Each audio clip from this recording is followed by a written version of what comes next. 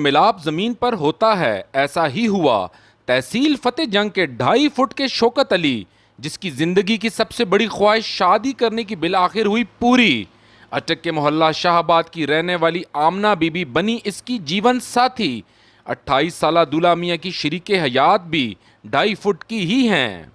छप्पर होटल काम करना जी, पार्किंग गड़िया लवाना जी।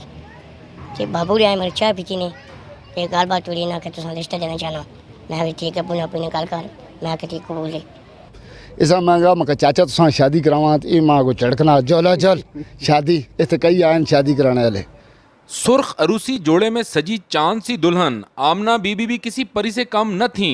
ऐसी खूबसूरत दुल्हन को देखकर शौकत अली के दिल में तो लड्डू फूटते रहे। शादी का जश्न दोस्तों के साथ भंगड़े डाल के मनाता रहा।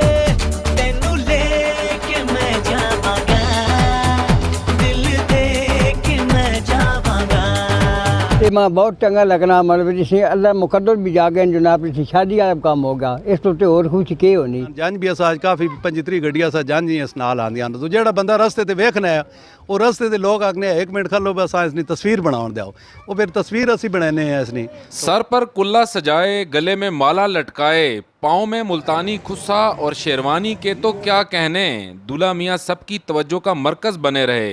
दोस्तों ने 2.5 फुट के दूल्हा मियाँ को उठाकर खूब सेल्फियां और तस्वीरें।